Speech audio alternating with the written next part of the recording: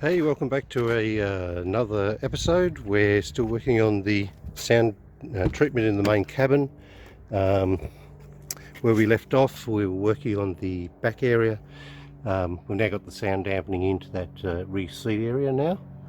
So that's now all done and ready for it to continue on once we get these carpets out. And so today's exercise is to strip out the interior. Get the seats out, the front consoles and these carpets, so that we can continue the sound dampening through into the main area of the cabin. To get all of that out, we're going to have to remove all this side trim and the kick panels and things on the driver's and passenger sides. So a fair bit of stuff to pull out. Trying to do that in between rain showers. So to get started, we need to get these seats out first. Quite not too complicated. Basically there's a couple of T50s that need to be pulled out first, and then you need to slide the seat all the way back so you can get to the front ones, and then disconnect the battery before disconnecting the plug underneath the seat, because if you don't do that you'll end up with an airbag error. So I'm just going to grab the T50s. I always start with the back ones first, because you're going to need to, once you disconnect the battery, if you've got mechanical, if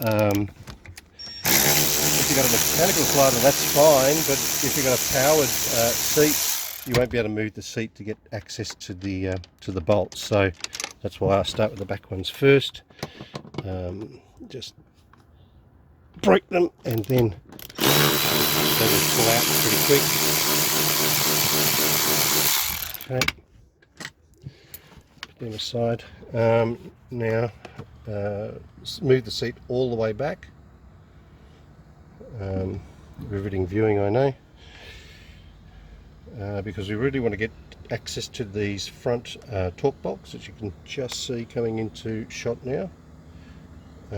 So the seat's almost all the way back. Okay, so want to do the same here. Get these out. Get these bolts out.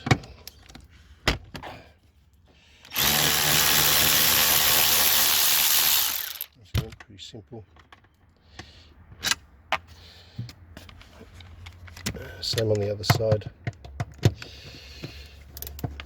Also, it's a really good opportunity once you have the seat out to go to bring and clean all the carpets and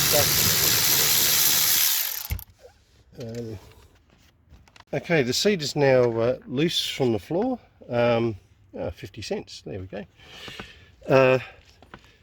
Now underneath the seat is a position for the underseat subwoofers.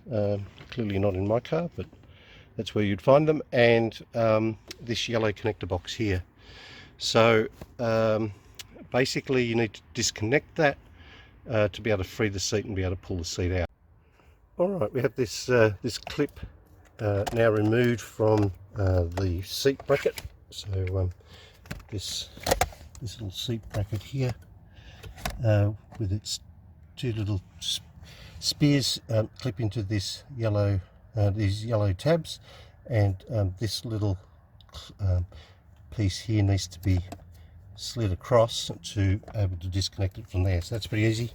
Then you, on most cars you'll have the airbag plug that just clips into that piece there and just disconnects. And then what we'll do is basically pull this black tab out, but before that you've got to disconnect the battery, otherwise you will end up with a with an airbag error. Alright, we've got the battery disconnected. Important to do the same, or remove the bolts on the driver's side as well before you disconnect the battery, because you need to slide that around. So basically you get a screwdriver just in here just to move this lever up, slide it out, and then basically this section you keep pulling it until it slides all the way out, and then that just pops off. So that stays in the car to connect it to the floor obviously, and this piece stays with the seat. So underneath the seat here you have the electronics control module and the various motors and things that that drive the seat. Might have a bit of a closer look at that a little bit later. So then the next step is to fold the seat forward like that. Put a piece of cloth or blanket or something down there over the door sill, because you don't want to get scratched by the metal rails when you lift the seat up. But then basically you just grab the seat and lift it out through the door, and it's out. So I will do that now and then come straight back.